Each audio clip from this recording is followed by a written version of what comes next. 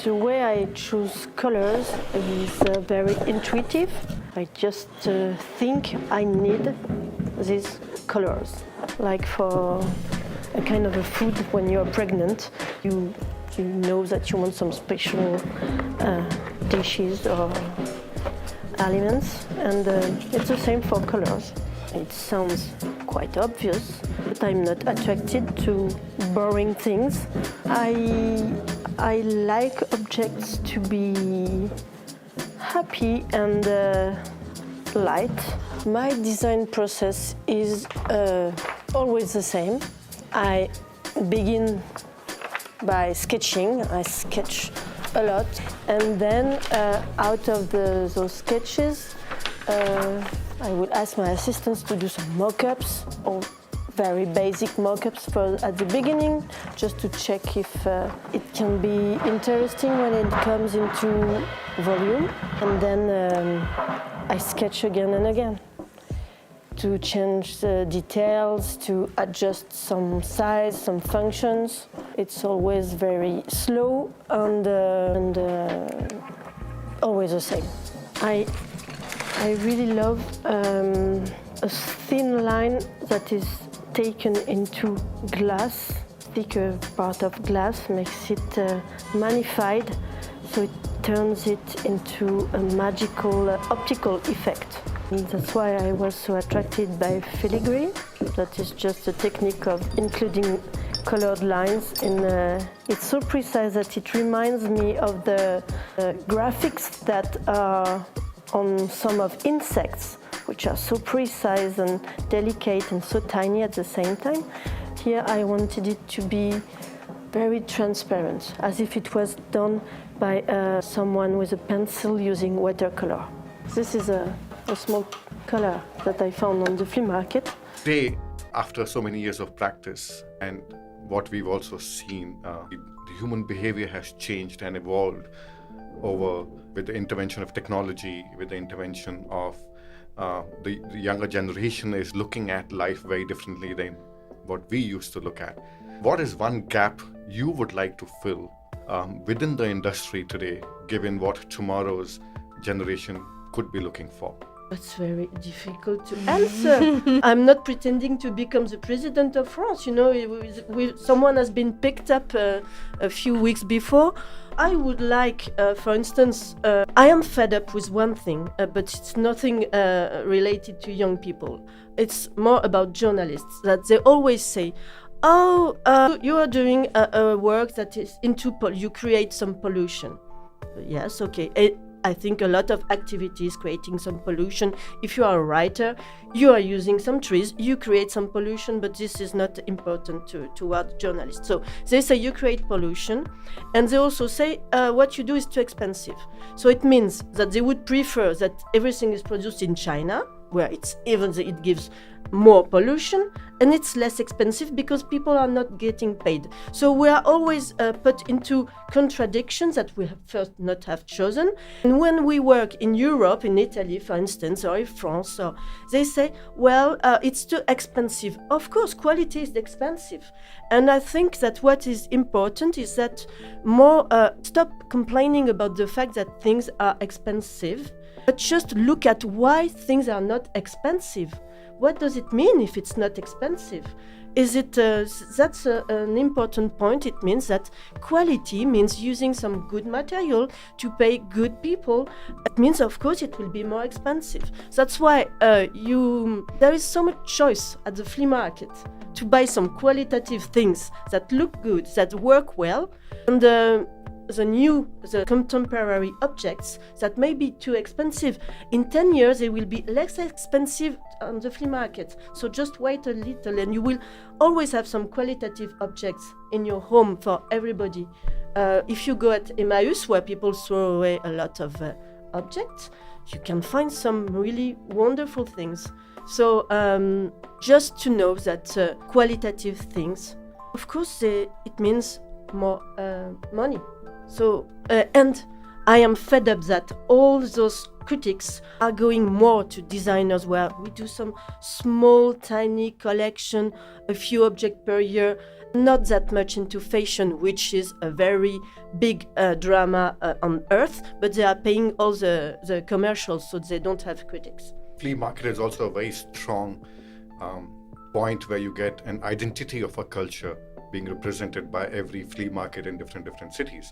And the cultural identity becomes much more reinforces in flea market when you visit flea market in Milan, or flea market in Paris, or flea market in any small city. And the flea market is where comes my culture in design from. I would not say it's my design inspiration, but it has been the way I got really interested in objects, because you see a lot of them there from which you don't know anything. You try to understand the time it was made, what for, and if it's still in use, if it's just ugly because it's out of fashion or ugly because it's not nicely designed.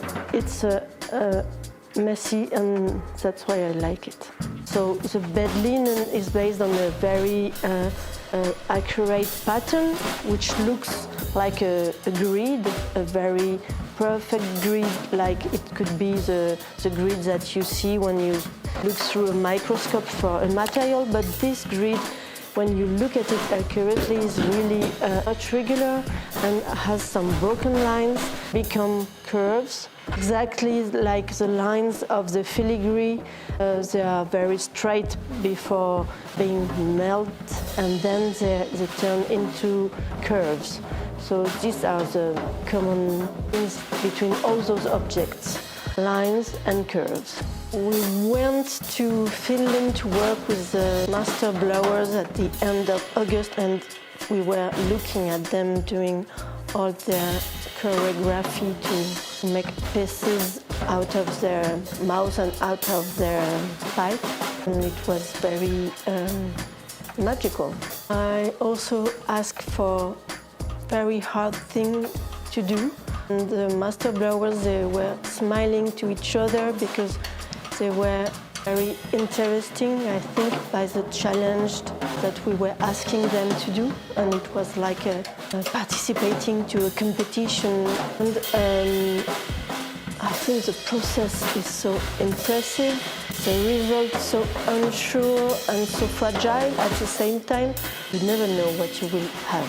Aver concepito questo sistema di specchi circondati da pezzi di specchi colorati, ho visto su mercato alle Pulci uno specchio antico circondato da altri pezzi di specchio chiaro, che era un po' la stessa idea, e questo genere di specchio si chiama specchio veneziano. Secondo me uno specchio non è soltanto per guardarsi, questi specchi si possono mettere anche nei corridoi, nella stanza da bagno, nella cucina, dappertutto, perché non sono giganti. È un modo di ingrandire delle stanze anche piccole, secondo me. Ti crea un tipo di finestra che rispecchia l'altro lato della stanza, ma che crea un'apertura e più profondità. Ci sono 4 forme, c'è uno quadrato, uno più grande rettangolare, uno ovale e poi un tondo che è diviso in 5 strisce, tutte colorate, come un segno stradale, se così si può dire. Il tondo è il meno vero specchio. La gamma di scelta non è così grande, però ho sempre provato di fare una versione allegra con dei colori vivi, poi un'altra versione con dei colori più spenti, con più sfumature. E amo lavorare con dei colori che sono poco definiti, che sono sempre tra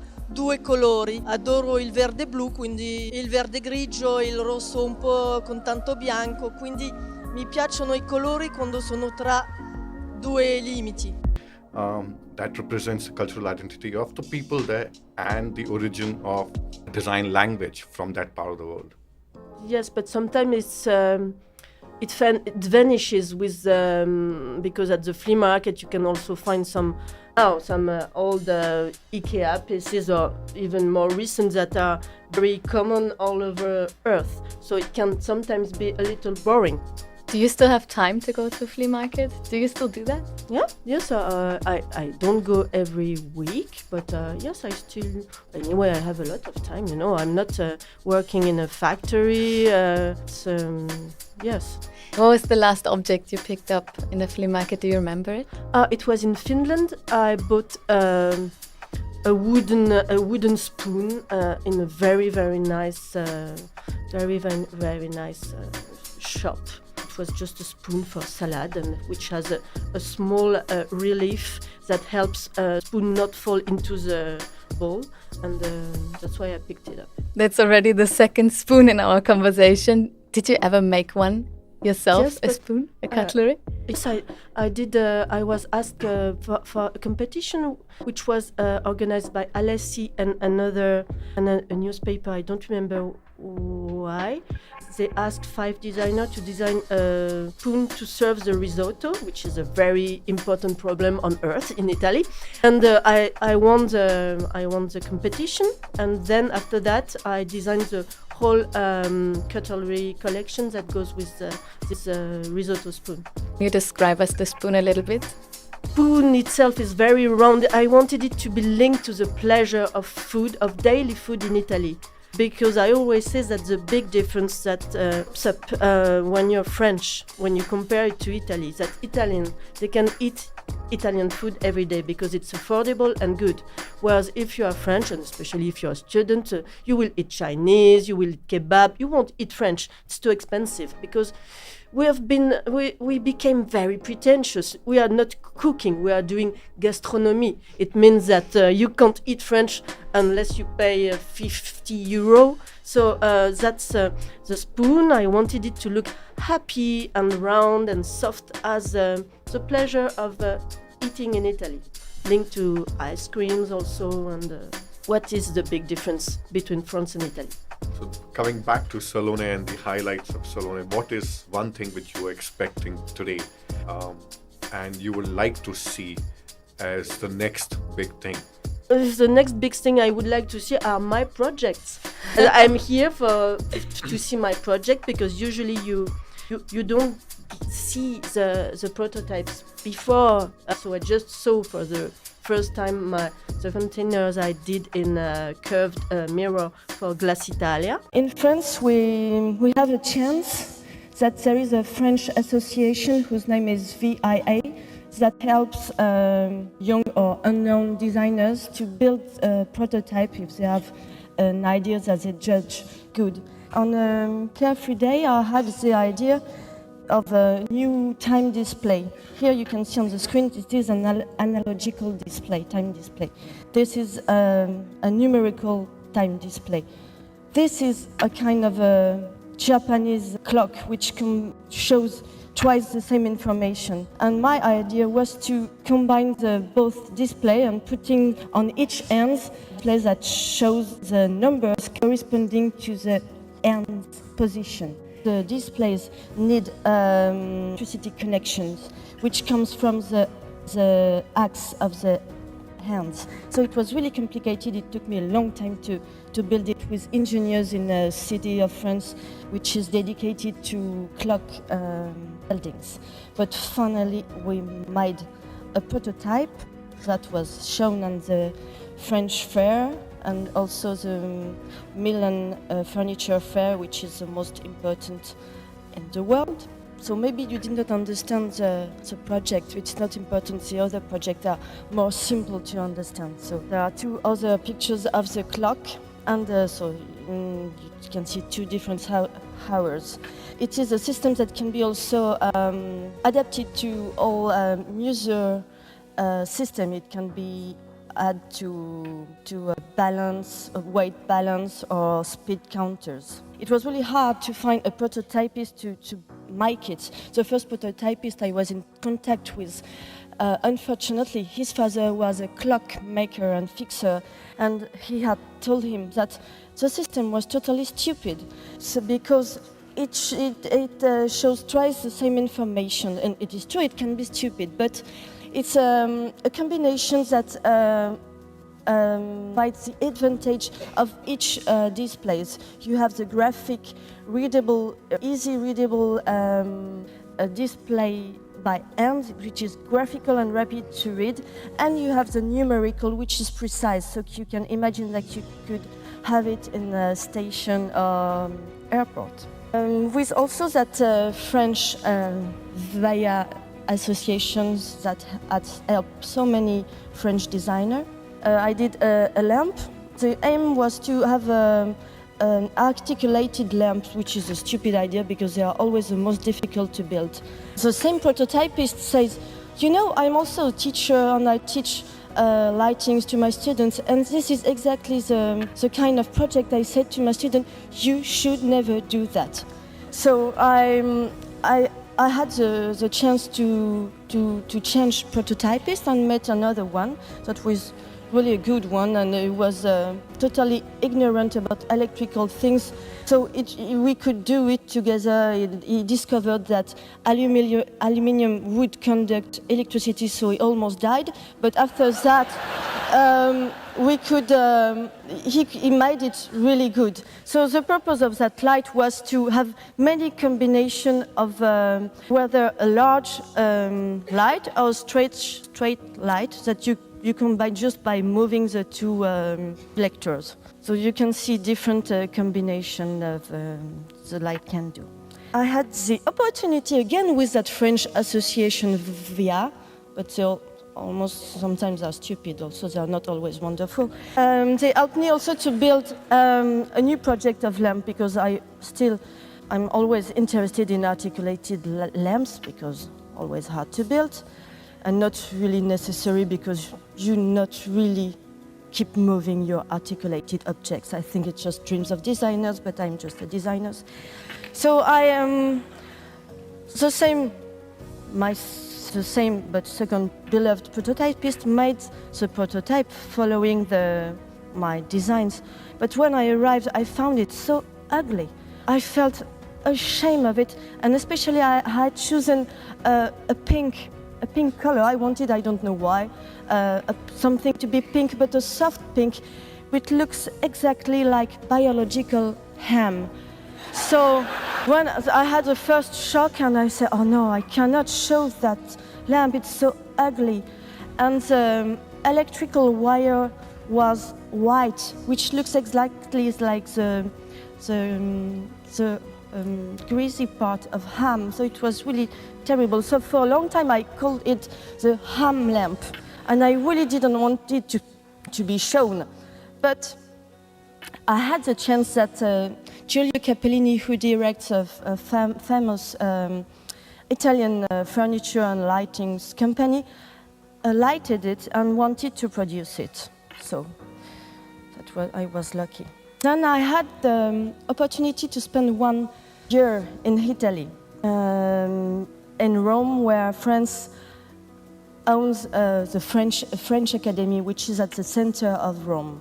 And in Italy, they have a special paper, which has large sheets of paper with lines. And I was also always interested in pleated paper, because you can do with them light volumes, because it structures the paper and you can build volumes, and they are really light. And so I kept I was at the French Academy. I was given the studio of the famous 19th century painter named Ingres. I don't know how you pronounce it, maybe Ingres, I don't know. But anyway, he's dead. His studio is he's really high on ceiling, 6 meter high on ceiling. So I kept plating those sheets and following the lines, and so I built those volume, and so I thought those would be nice volume to be turned out again in a light.